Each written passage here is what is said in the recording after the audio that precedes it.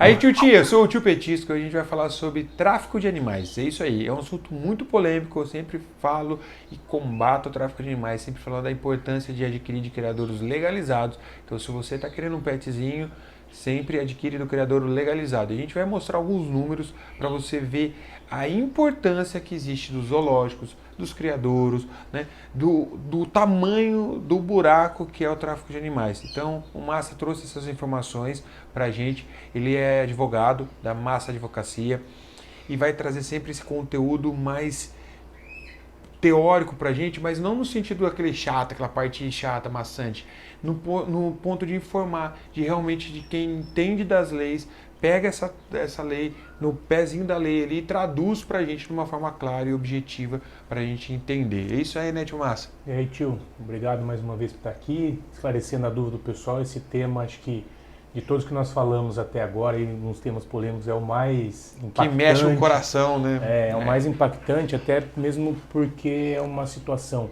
que a gente ouve bastante, mas quando a gente se aprofunda para ver os números, a gente acaba até se assustando.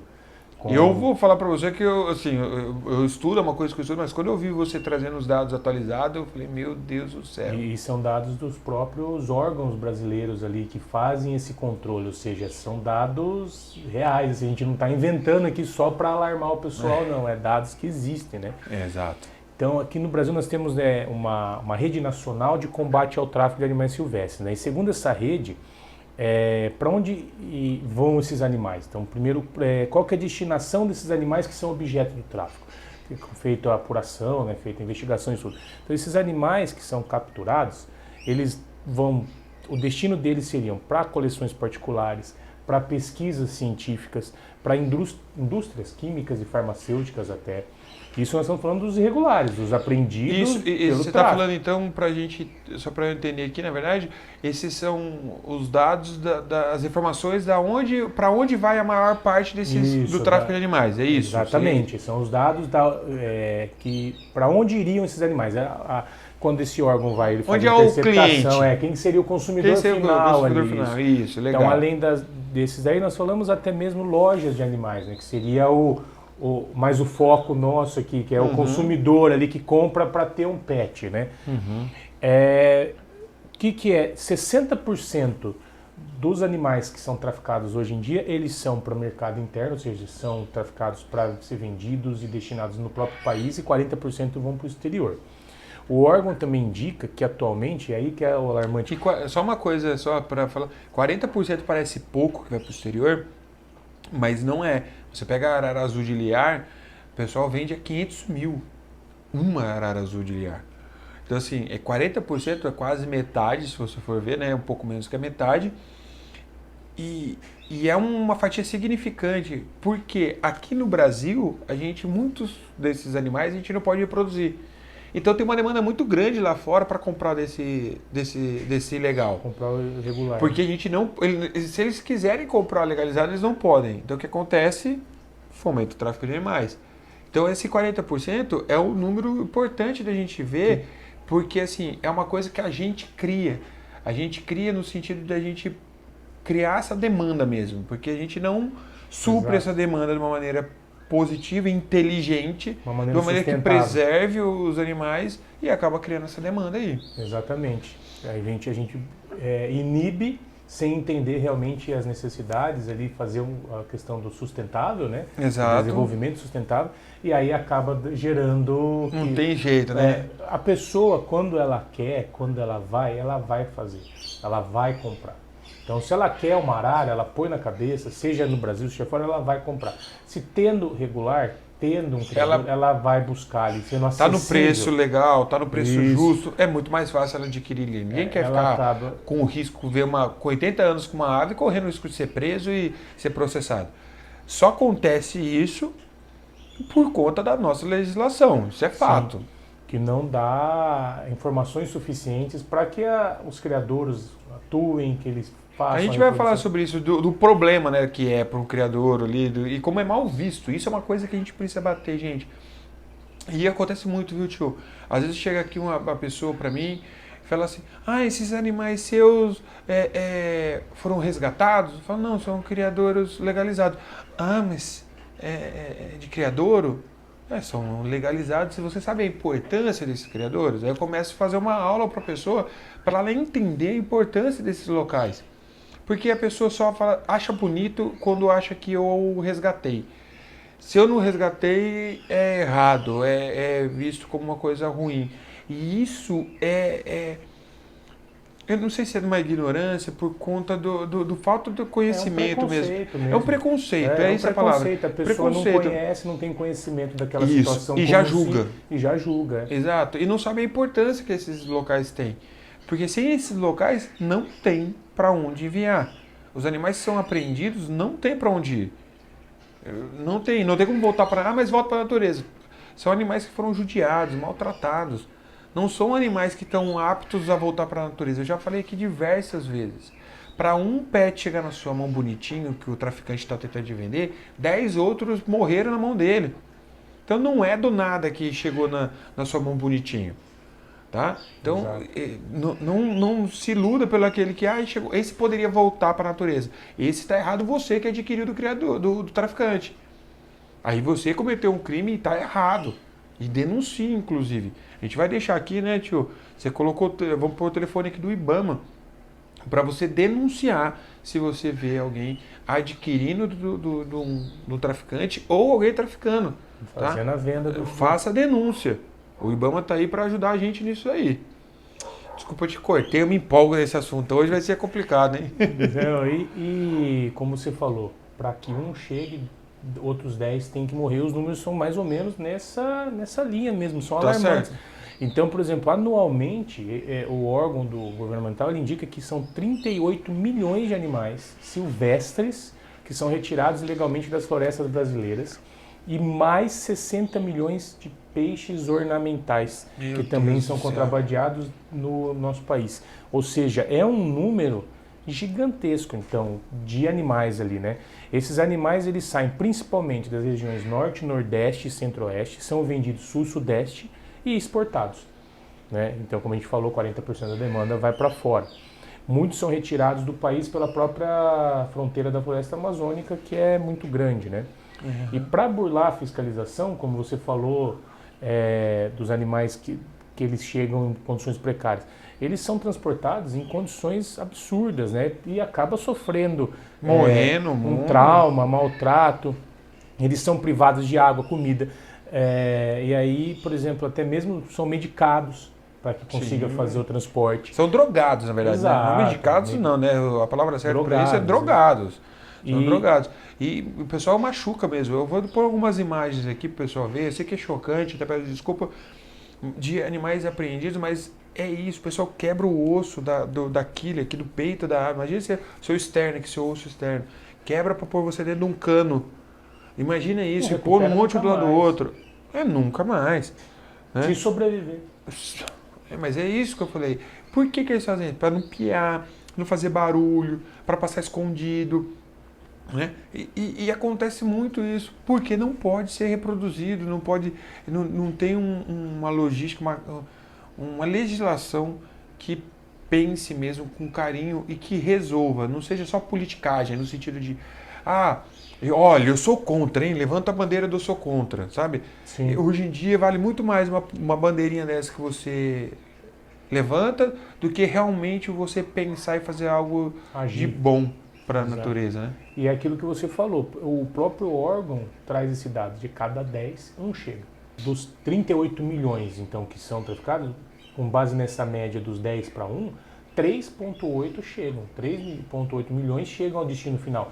Os outros 34 milhões morrem no caminho, para que consiga se concluir.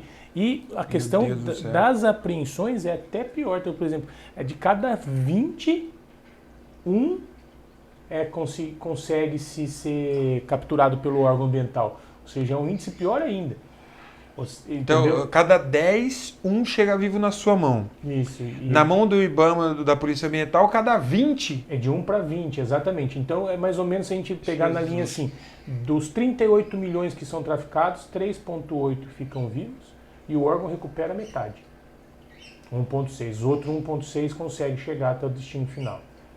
E aí, esse 1,6 que o IBAMA pega, qual que é o destino dele?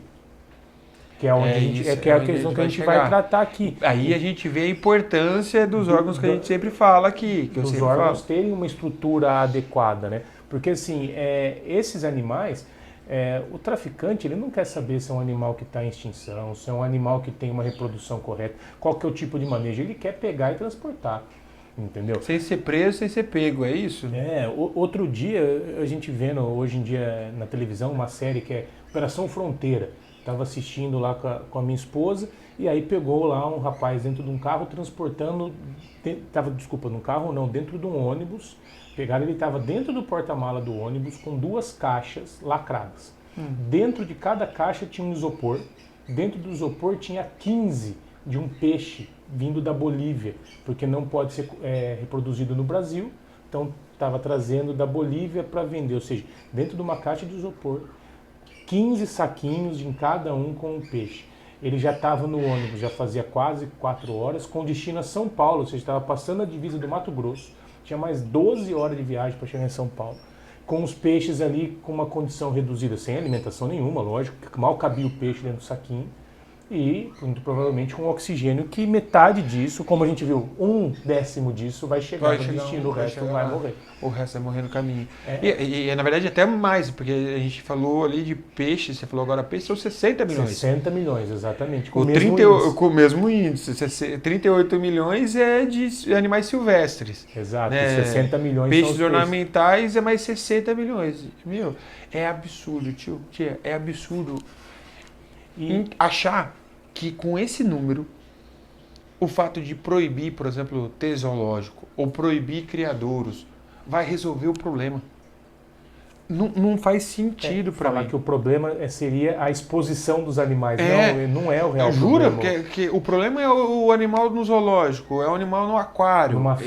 Numa feira. É o pet que você comprou e cuida como um filho, com um veterinário, sem ter predador, aprendendo curso petisco de manejo, de voo livre. Esse é o problema? Eu não consigo entender.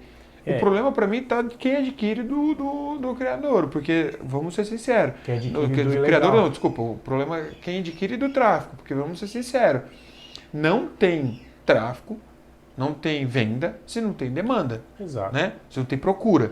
Não tem demanda, se tem procura. É isso. Exatamente. Certo. E aí você tem, por exemplo, isso causa um desequilíbrio ambiental, ameaça de extinção de espécies, perde-se muito, né? Então, e após também, né? Porque esses animais, mesmo o 1/20 aí, que são recapturados, que o órgão consegue pegar, a Polícia Rodoviária Federal, Polícia Federal, qualquer coisa, quando conseguem fazer a interceptação desses animais, ele muitas vezes não consegue voltar para a natureza. Não.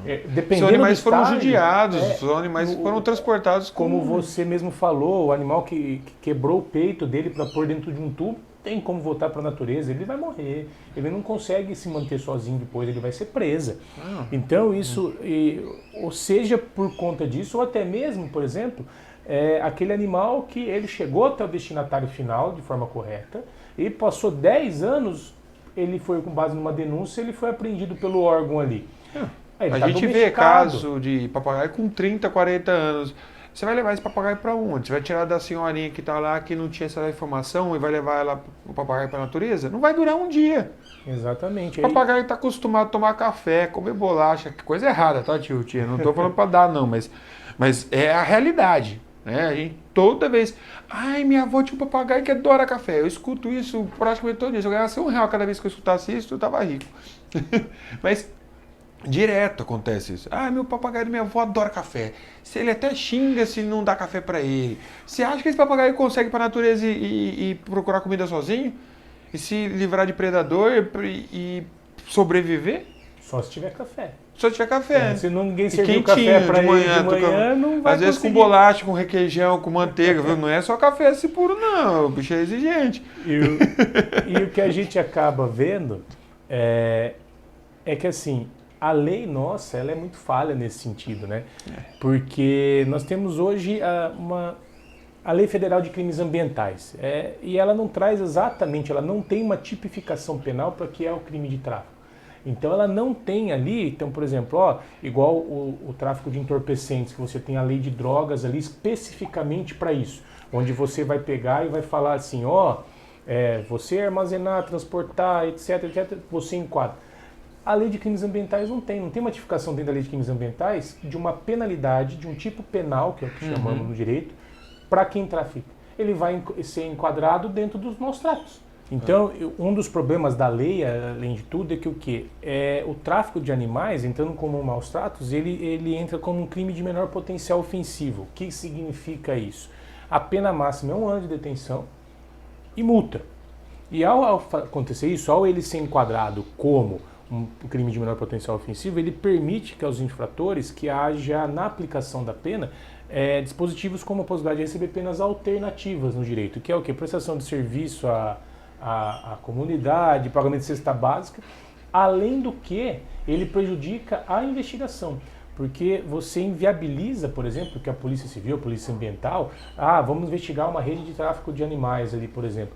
Eles não podem utilizar, vamos dizer assim, da interceptação telefônica, porque a interceptação telefônica não pode ser utilizada em crimes de menor potencial ofensivo.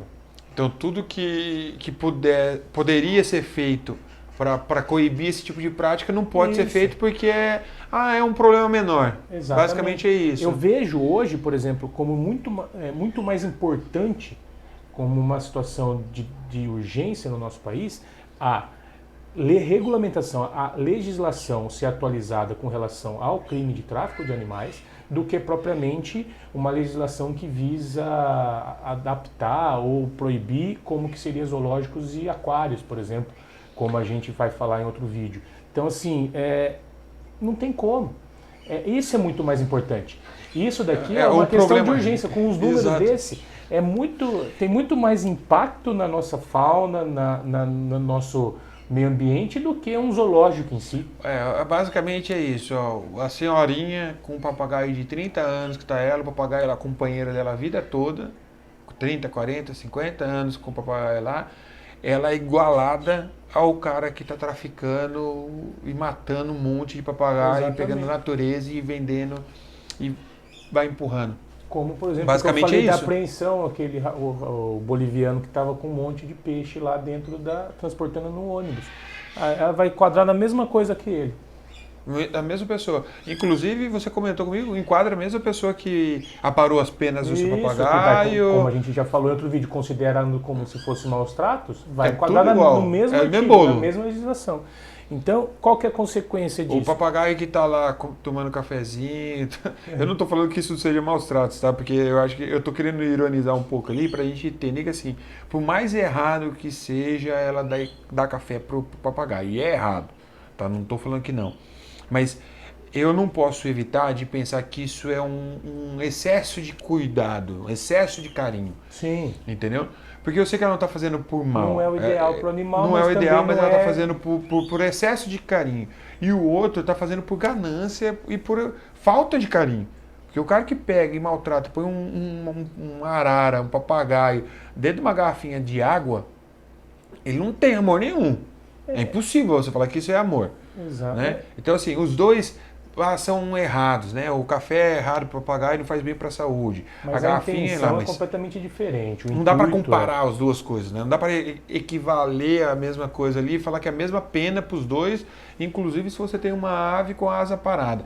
Pô, cheguei, ganhei a pérola, ela veio com a asa parada, ela tem um probleminha de vocalização, ou o Luca tem automutilação arrancando as penas ali. Vou equiparar a automutilação dele, que foi um problema de manejo, que foi um problema que o tutor, inclusive, procurou ajuda, veio até mim, doou o pet, comprou, gastou, o papagaio do Congo não é barato, e mesmo assim, falou, não, eu sei que é o melhor para ele. Isso é amor. Ele não está se apegando ao dinheiro, ao quanto que ele comprou. Sim. Ele nem tentou me vender. Ele quis o melhor para o animal, porque ele viu que não estava em boas condições. Exatamente. Ele não estava sabendo fazer. Ele não estava sabendo fazer. Pô, isso é bonito, é isso, gente. O cara que adquire, não adquire só pro ego dele, acho que não, o cara quer só pra mostrar, não. Eu recebo um monte de pessoas com problema que querem aprender, que querem entender, que querem melhorar a qualidade de vida dos seus pets.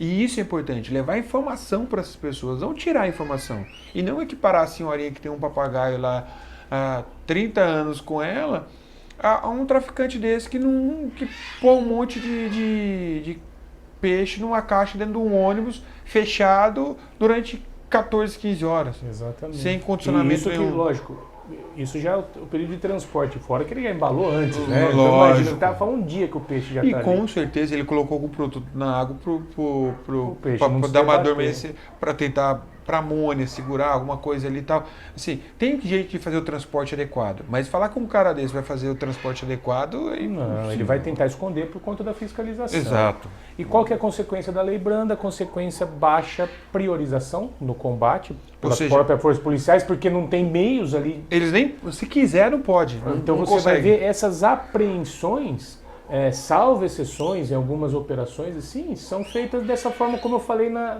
série.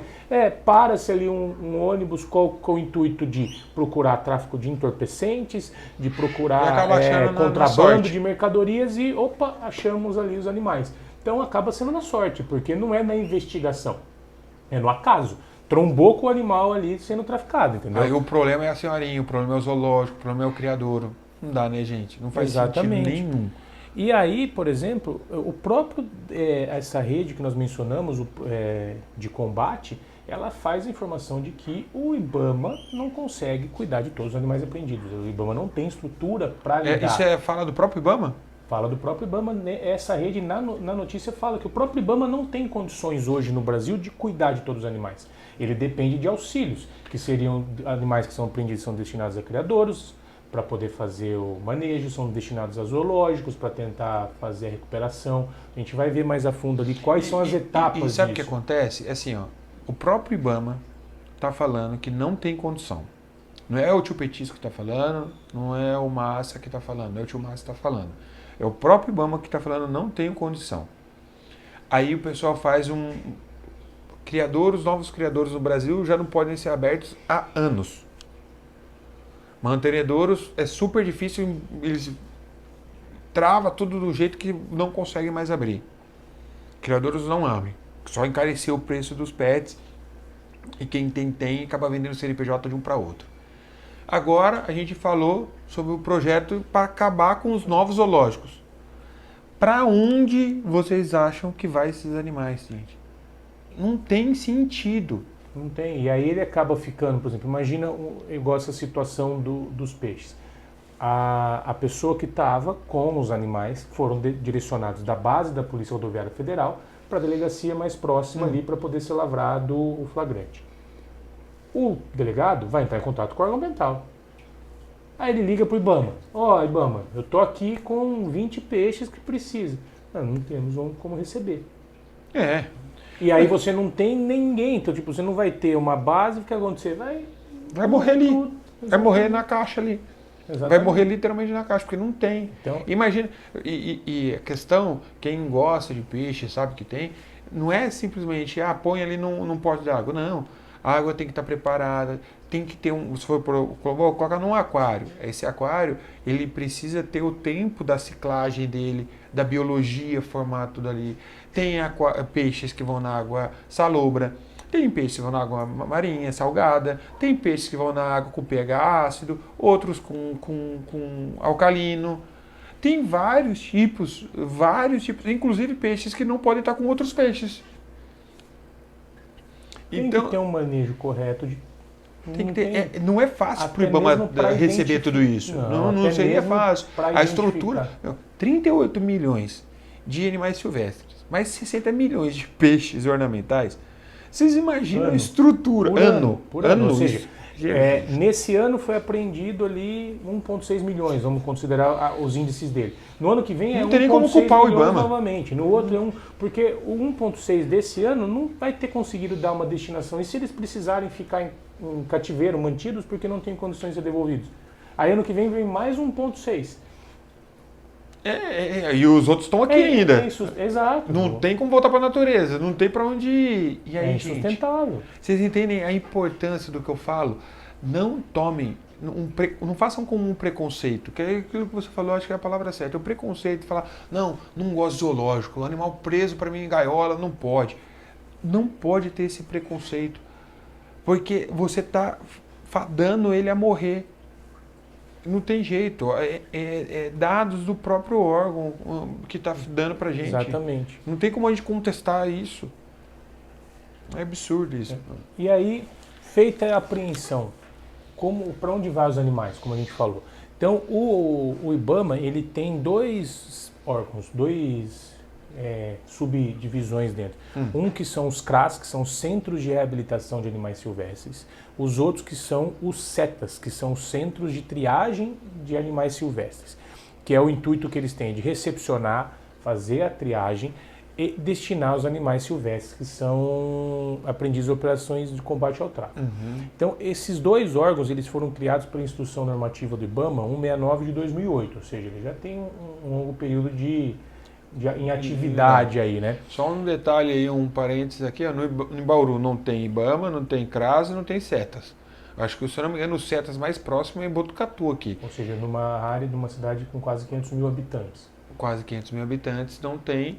Nenhum dos três. Eu recebi, por exemplo, um tucano que ele tinha um problema na pata. Ele estava com... Tentaram, acho, pegar um filhotinho de tucano. Estava com uma infecção no osso da pata ali. Eu recebi, uma pessoa me ligou, pediu para buscar, porque ela tentou cuidar e não conseguiu, né? Naquela desespero, eu quero ter, mas quando viu, falou, não dá. Tinha acho, caído do ninho, alguma coisa assim.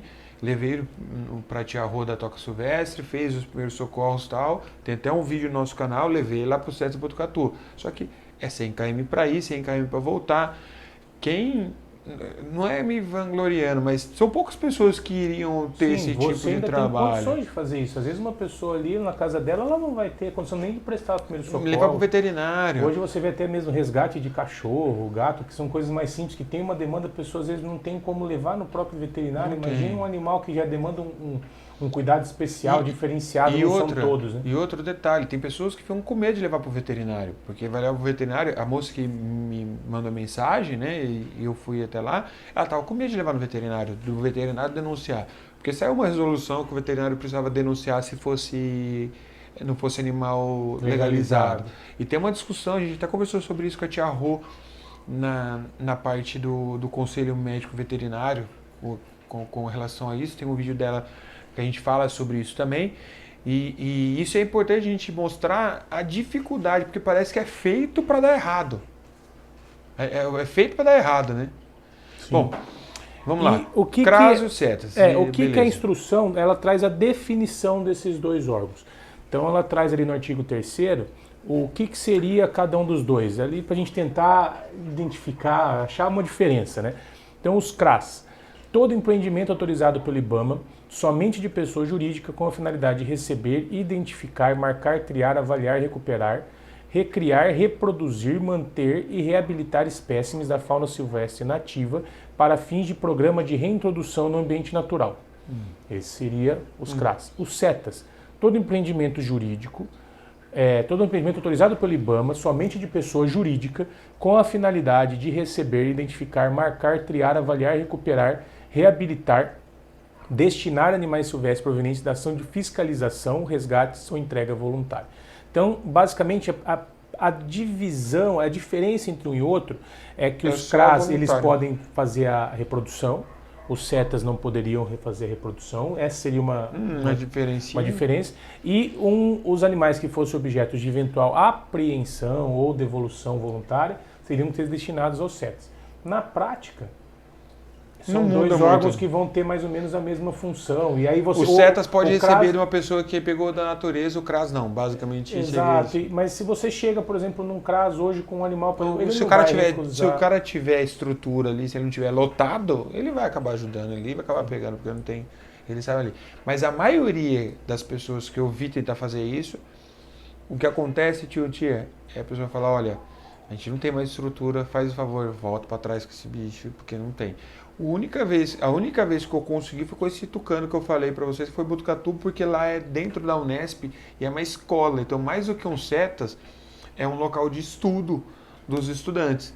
Então, eles usam os próprios estudantes de medicina veterinária para Sim, aprender e tratar e cuidar e tudo mais. Então, assim... Ele tem um apoio. Tem um apoio ali. Uma rede de apoio.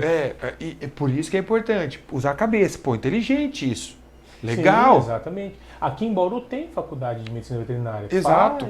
Faz essa coisa. Pô, leva para a faculdade para cuidar. Tem o zoológico. O zoológico de Bauru está super lotado também. Não tem mais como você você tiver um subsídio maior, que seja do parte do governo estadual, do governo federal, para auxiliar o município na gestão, é muito melhor. Exato. Então, é melhor criar-se leis para combater e, ao mesmo tempo, ter uma legislação que garanta que esses órgãos, que essas tanto CRAS quanto CETAS, esses regimes de parceria com o zoológico, com o criador, funcionem de maneira adequada. Isso. Aí não, no final das contas os caras querem fazer projeto de lei para acabar com o zoológico.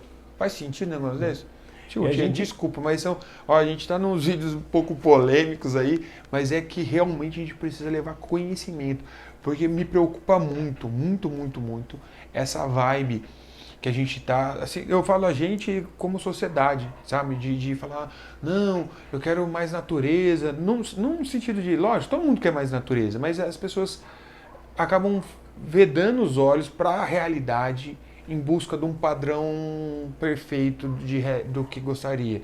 Não, eu acho que os animais têm que ter vida livre, tem que animal não é coisa, ou silvestre não é pet, sabe, é umas coisas que é bonitinho o slogan, mas na prática não funciona. É só para ganhar dinheiro de falar assim, olha, eu vou lutar por vocês, viu? Meu Pix está aqui embaixo. Dê o Pix aqui que eu vou lutar porque animal não é coisa. Silvestre não é pet. Até por lei é pet hoje em dia. Né? Ainda é pet, até hoje em dia é. Tanto que eu tenho meus animais silvestres que são pets. Então, assim, só aí já está errado. Né? E o pessoal fica fomentando a desinformação, que eu acho um absurdo. Parece que quanto menos as pessoas souberem, melhor é para eles. E isso não dá certo, não funciona. E pode falar. Não sei se o pessoal quer saber aí, qual que seria a função, como que funciona desde quando o animal é pego até eu ele acho que é legal. Eu acho que é interessante isso, mas acho que seria matéria para um segundo vídeo. O que você acha? Se o Massa quer fazer um segundo vídeo, vamos lá, gente? Eu concordo, eu acho que é legal, tá extenso esse assunto, tem bastante informação pra gente falar sobre isso. Vamos dividir em 2 vídeos, continua no episódio seguinte. Eu odiava isso quando eu era criança, sei lá, continua no próximo capítulo. Mas tem que curtir esse vídeo para ter o segundo, senão não vai ter final. Isso, tem que curtir, tem que compartilhar. Entra nas nossas redes sociais lá, Tio Petisco, Massa Advocacia, que todo domingão, 10 horas da manhã, tem vídeo novo. E se ficou com dúvida também, a gente pode marcar o Tio Petisco Responde, que tem toda quarta-feira live às 9 horas da manhã. Além do, lógico, do YouTube, TV Brumais e a TV Três Fronteiras, todo domingão às 10 horas da manhã. Vamos lá? Continua. Parte Petisco!